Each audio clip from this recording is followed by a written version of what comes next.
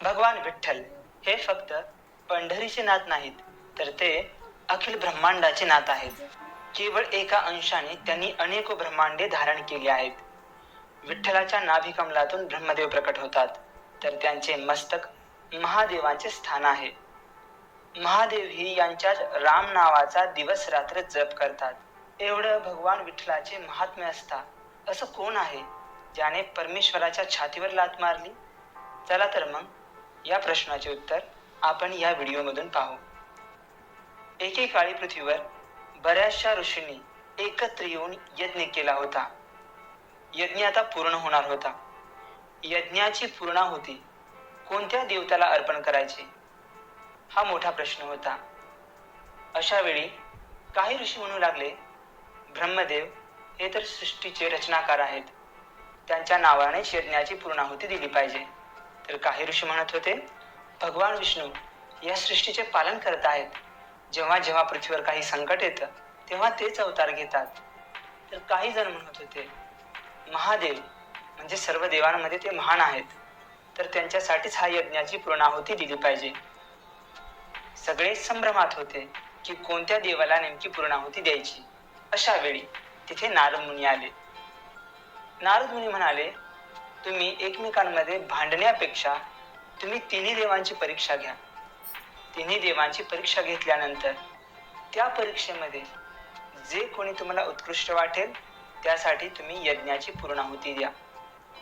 नारद मुनींचे म्हणणे सगळ्या ऋषींना पटले. सगळ्या ऋषींनी एकमताने भृगु मुनींना तिन्ही देवांची परीक्षा घेण्यासाठी पाठवले. भृगु मुनी हे ब्रह्माजींचे पुत्र. भृगु मुनी प्रथम आपल्या पिताश्रींची म्हणजे ब्रह्मदेवांची परीक्षा घेण्यासाठी सत्यलोकामध्ये गेले. त्यांनी सत्यलोकामध्ये प्रवेश केला. भृगु मुनी हे ब्रह्मदेवांचे पुत्र असल्यामुळे, शिवाय ब्रह्मदेव हे सृष्टीचे रचनाकार असल्यामुळे कुणीही ब्रह्मलोकात प्रवेश केल्यानंतर प्रथम ब्रह्मदेवांना प्रणाम केला पाहिजे. परंतु ब्रह्मदेवांची परीक्षा घ्यायची असल्यामुळे भृगु मुनींनी ब्रह्मदेवांना नमस्कार केला नाही. ते तसेच पुढे चालत चालत ब्रह्मदेवांच्या दिशेने येऊ लागले. ब्रह्मदेवांनी बघितलं की भृगूने मला प्रणाम केला नाही. ब्रह्मदेवांच्या कपाळावर आठा उमटल्या आणि त्यांना भृगु ऋषींचा राग आला. भृगु ऋषींना लगेच समजलं, ब्रह्मदेव आपल्यावर रागवले आहेत. याचा अर्थ आपण आता इथून गेले पाहिजे. भृगु ऋषी तेथून पुढे कैलास पर्वताकडे निघाले. ते कैलास पर्वतावर गेल्यावर त्यांना भगवान शिव आणि देवी पार्वती यांचे दर्शन झाले. महादेवाने बघितले की भृगु मुनी आपल्या दिशेने चालत येत आहेत. महादेवांना फार आनंद झाला. महादेव पटकन उठले आणि भृगु ऋषींना आलिंगन देण्यासाठीच पळतच भृगु ऋषींच्या दिशेने जाऊ लागले. त्यावेळेस परीक्षा घेण्याच्या उद्देशाने भृगु मुनी महादेवांना म्हणाले, अरे अरे अरे, दूर हो दूर हो, मला आलिंगन देऊ नकोस. तू स्मशानभूमीमध्ये राहतो, तू अंगाला चिताभस्म लावतो. तू जर मला आलिंगन केलं तर मला पुन्हा स्नान करावे लागेल. महादेव प्रेमाने भृगु ऋषींना आलिंगन देण्यासाठी आले होते. परंतु भृगु मुनींचे असे कठोर शब्द ऐकून महादेवांना राग आला. महादेव जेवढ्या लवकर प्रसन्न होतात तेवढ्या लवकर ते रागवतात आणि रागाच्या भरात त्यांनी आपला त्रिशूळ उचलला.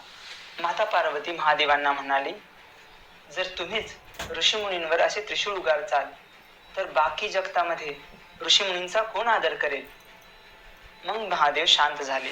आता पुढे भृगु मुनींना भगवान विष्णूंची परीक्षा घ्यायची होती. कैलास पर्वतावरून ते थेट गेले क्षीरसागराकडे. क्षीरसागरामध्ये भगवान विष्णू शेषाच्या मांडीवर झोपले होते. माता लक्ष्मी भगवान विष्णूंच्या चरणकमलांची सेवा करत होते. क्षीरसागरात पोहोचल्यानंतर भृगु मुनींना भगवान विष्णूंचे आणि माता लक्ष्मीचे दर्शन झाले. त्यांना भगवान विष्णूंची परीक्षाच घ्यायची होती. भृगु ऋषींनी भगवान विष्णूंच्या वक्षस्थळावर म्हणजे छातीवर लाथ मारली. भृगु ऋषींच्या लाथेच्या प्रहाराने भगवान विष्णू योग निद्रेतून बाहेर आले. भगवान विष्णूंनी समोर भृगु ऋषींना पाहिले आणि भगवंतांनी लगेच भृगु ऋषींचे चरणकमल पकडले आणि भगवान विष्णू म्हणाले, ऋषीवर, माझी हे वक्षस्थल फार कठोर आहे. माझ्या वक्षस्थळामुळे तुमच्या चरणकमलाला काही इजा झाली नाही ना? भगवंताचे हे मधुर आणि प्रेमयुक्त वचन ऐकून भृगु ऋषींच्या डोळ्यातून पाणी येऊ लागले. भृगु ऋषींना आश्चर्य वाटले. आपण भगवंताच्या छातीवर लाथ मारली, परंतु भगवंतांनी आपल्यावर अजिबात क्रोध केला नाही. भगवंत पुढे म्हणाले, ऋषीवर, तुम्ही आपल्या चरणकमलांचा माझ्या वक्षस्थलांना स्पर्श केला आणि त्यामुळे माझे वक्षस्थळ आणखीनच पवित्र झाले. त्यामुळे आजपासून मी तुमच्या चरणकमलाचे चिन्ह माझ्या वक्षस्थलावर धारण करीन. तेव्हापासून भगवान विष्णूंच्या आणि भगवान विष्णूंच्या सर्व अवतारांच्या वक्षस्थलावर म्हणजे छातीवर भृगु ऋषींच्या चरणकमलाचे चिन्ह असते. भगवान विठ्ठल हे साक्षात भगवान विष्णू श्रीकृष्णच आहेत. त्यामुळे भगवान विठ्ठलाच्याही छातीवर भृगु ऋषींच्या चरणकमलाचे चिन्ह उमटलेले दिसते. नंतर भृगु ऋषी पृथ्वीवर आले आणि त्यांनी सर्व ऋषींसह भगवान विष्णूंसाठी यज्ञाची पूर्णाहुती अर्पित केली.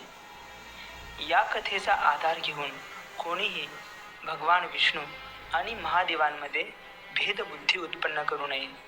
ही कथा केवळ भगवान विष्णूंच्या छातीवर कशा प्रकारे भृगु ऋषींचे चरणकमल उमटले गेले यासाठी सांगितली गेली आहे.